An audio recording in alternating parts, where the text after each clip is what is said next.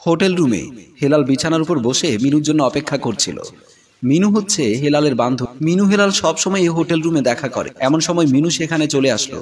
মিনু হেলালকে জড়িয়ে ধরে বলল, রাগ করো না লক্ষ্মীটি, আমার আসতে একটু দেরি হয়ে গেছে। হেলাল বলল, তোমার জন্য আমি অনেক সময় ধরে বসে আছি। আমি আজ ভেবেছিলাম তুমি হয়তো এখানে আসবে না। মিনু বুঝতে পেরেছে হেলাল অনেকটা রেগে আছে। তোমাকে একটা কথা বলার ছিল, আমার বিয়ে ঠিক হয়েছে, আমি হয়তো তোমার সাথে আর দেখা করতে পারবো না। হেলাল কথাটা শুনে একটু অবাক হয়নি। হেলাল মনে মনে ভাবছে, আস্তে আস্তে মিনুর সাথে দূরত্ব বাড়িয়ে দেব।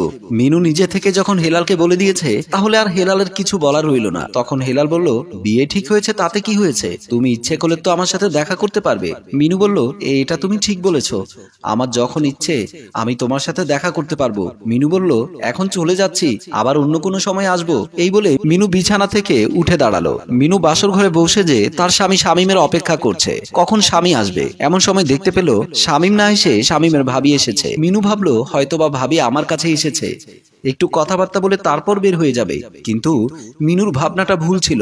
মিনুর ভাবি জেসিকা মিনুকে বলল, আজকে রাতে আমি তোমার সাথে থাকবো। মিনু জেসিকার মুখে এমন কথা শুনে অবাক হয়ে গেল আর ভাবতে লাগলো, ভাবি কি আমার সাথে মজা করছে, নাকি সত্যি সত্যি রাতটা এখানে থাকতে চাইছে। আজকে আমাদের বাসর রাত, আর বাসর রাতে ভাবি থাকতে চাচ্ছে। তখন জেসিকা বলল, কি ভাবছো তুমি, আমার কথা তুমি বুঝতে পারোনি? আমি বলেছি আজকে রাতে আমি তোমার সাথে থাকবো। এমন সময় শামীম আসলো। শামীম এসেই এমন একটা নাটক করলো, মনে হয় শামীম কিছুই জানে না। শামীম জেসিকাকে বলল, ভাবি তুমি এখানে কেন, আজ আমাদের বাসর রাত, আমি আর আমার বউ ছাড়া তো বাসর ঘরে কাউকে রাখতে পারি না। তখন জেসিকা বলল, তুমি রাখো আর নাই রাখো, আমি এখান থেকে বের হচ্ছি না। এই বলে জেসিকা একটা বালিশ নিয়ে শুয়ে পড়ল। অভাগা মিনু আর শামীম দুজনে বসে রইল দুপাশে। আর এভাবেই কেটে গেল ওদের বাসর রাত। বাসর রাতটা ওদের অপূর্ণই থেকে গেল। দরজার সামনে দাঁড়িয়ে কলিং বেল দিচ্ছিল দোলা বেগম। দোলা বেগম সম্পর্কে শামীমের ফুফু হয়।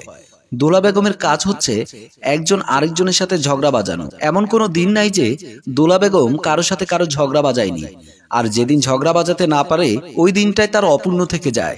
দোলা বেগম বলতে লাগলো, কি হলো, এরা কি মরেছে নাকি, নতুন বউ দরজা খুলছে না, পুরান বউ দরজা খুলছে না।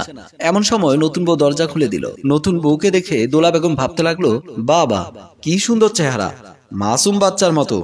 তখন দোলা বেগম নতুন বউকে বলল, তুমি বুঝি আমাদের নতুন বউ, শামীমের কপাল তোমার মতো এরকম সুন্দর একটা বউ পেয়েছে। আর আমার বড় ভাতিজা সাইফুলের কপাল দেখো, কি এমন একটা মেয়েকে নিয়ে সংসার করছে। এমন কথাগুলো শুনে মিনু ভাবছে, কে এই মহিলা, বাড়িতে আসতে না আসতে বদনাম শুরু করে দিয়েছে। তখন মিনু বলল, কে আপনি? দোলা বেগম বলল, এই দেখো, আমার পরিচয় দিতে ভুলে গেছি, আমি হচ্ছি তোমার স্বামীর ফুফু। তখন মিনু বলল, আচ্ছা ভেতরে আসেন। তারপর দোলা বেগম ভেতরে গিয়ে বলল, আমি বড় বউয়ের সাথে দেখা করে আসি। এই কথা বলে জেসিকার রুমের দিকে চলে গেল। মিনু ভাবলো, কি আজব, উনি বাড়িতে আসতে না আসতে বদনাম শুরু করে দিয়েছে। দোলা বেগম জেসিকার রুমে ঢুকে পড়ল। জেসিকাকে বলল, কেমন আছিস মা? জেসিকা বলল, ভালো আছি ফুফু, আপনি কেমন আছেন? তারপর দোলা বেগম বলল, তোর দেবর তো বিয়ে করে ফেললো, বউটা যেন আমার কেমন মনে হলো, সুবিধার মনে হলো না। বউটাকে বললাম যে তুই বাড়িতে আছিস কিনা, বলে নাই, আমাকে তো তোমার রুমেও আসতে দিতে চাইছিল না। তারপর জেসিকা বলল, কি বলছেন, ও এখানে আসতে দেবে না কেন? এই কথা বলার পর আবার জেসিকা মনে মনে ভাবছে, ফুফুর তো কথা না লাগলে ভালো লাগে না, আমার মনে হয় এমনই সুযোগ নিচ্ছে। তারপর জেসিকা বলল, ফুফু বাদ দেন এসব, আপনি এতদিন পর এসেছেন, বসুন, আমি আপনার জন্য খাবার নিয়ে আসি। এই বলে জেসিকা রুম থেকে বেরিয়ে আসলো। আর দোলা বেগম ভাবতে লাগলো, আমার কথা মনে হয় বিশ্বাস করলো না। জেসিকা শামীমের দরজা দিয়ে উকি মেরে দেখলো শামীম মিনুকে জড়িয়ে ধরে আছে। এটা দেখার পর জেসিকা সইতে পারছে না। জেসিকা কেমন যেন উল্টোপাল্টা হয়ে গেল। ওখান থেকে ফিরে আসলো জেসিকা। রুমের ভেতর মিনু শামীমকে বলল, বাসর রাতে ভাবি কেন আমাদের সাথে ছিলেন, উনি তো ওনার রুমেও থাকতে পারতো, ওনার রুম ছেড়ে আমাদের রুমে আসার কারণটা কি ছিল? এই কথাগুলো মিনুর মুখে রাসেল শুনতে পেরে ভাবলো, সবকিছু জেনে গেল নাকি, আমি কি মিনুর কাছে ধরা পড়ে গেলাম নাকি, নাকি অজান্তেই ঢিল ছুটছে মিনু। মিনু যদি সবকিছু জেনে যায় তাহলে তো অনেক সমস্যা হয়ে যাবে। এমন সময় মিনু বলল, কি ভাবছো, তোমাকে কি প্রশ্ন করেছি, তোমাকে যা প্রশ্ন করেছি তার উত্তর দাও। তখন শামীম বলল, ভাবি হয়তো ইচ্ছে করে এখানে ছিল, মজা করার জন্য। মিনু বলল, তোমার ভাবিকে বলে দেবে এইসব মজা আমার একদম পছন্দ না। এই বলে মিনু ঘর থেকে বেরিয়ে আসলো। শামীম ভাবলো, আজকের পর থেকে ভাবির সাথে কথা বলা যাবে না, যতটুকু দূরে থাকা যায় চেষ্টা করতে হবে, নয়তো আমার সংসারটা ভেঙে যাবে। ড্রয়িং রুমে বসে শামীম টাকার হিসেব করছিল। এমন সময় জেসিকা আসলো। জেসিকা শামীমকে বলল, তোমাকে আমি বলেছি তুমি তোমার বউকে এত আদর করবে না, সব সময় তুমি তোমার বউয়ের কাছ থেকে দূরে দূরে থাকবে। আর তুমি কি করেছো, দিন দিন বউয়ের জন্য পাগল হয়ে গেছো। তখন শামীম বলল, শোনো ভাবি, আজকের পর থেকে তোমার কথা মতো আমি চলতে পারবো না। এখন আমি বিয়ে করেছি, আমাকে আমার মতো থাকতে দাও। এমন কথা শুনে জেসিকা বলল, কি বলছো তুমি? তুমি আমাকে কথা দিয়েছিলে তুমি তোমার বউয়ের সাথে এতটা মিশবে না। এমন সময় মিনু এসে বলল, আমি যেমনটা ভেবেছিলাম তেমনটাই হলো। তোমার সাথে ভাবির অবৈধ সম্পর্ক রয়েছে। ভাবির সাথে যত তোমার অবৈধ সম্পর্ক রয়েছে, তাহলে আমাকে বিয়ে করলে কেন? আমি ভুল করেছিলাম তোমাকে বিয়ে করে।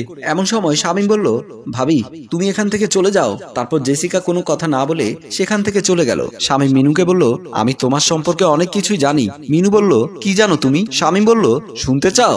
শামীম একদিন হোটেল রুম থেকে বের হচ্ছিল, আর মিনু ও হেলাল হোটেল রুমে উঠছিল একজন আরেকজনের হাত ধরে। ওঠার সাথে শামীম দেখে ফেলেছিল। এরপর শামীম মিনুকে বলল, আমিও তোমার বিষয়ে সবকিছু জানি। আমি এসব নিয়ে তোমাকে আর কখনো কিচ্ছু বলবো না, আর তুমিও আমাকে কিছু বলবে না। তুমি যেমন বিয়ের আগে সব কথা ভুলে গেছো, আমিও তেমন সবকিছু ভুলে যাব আর সংসারে মন দেব।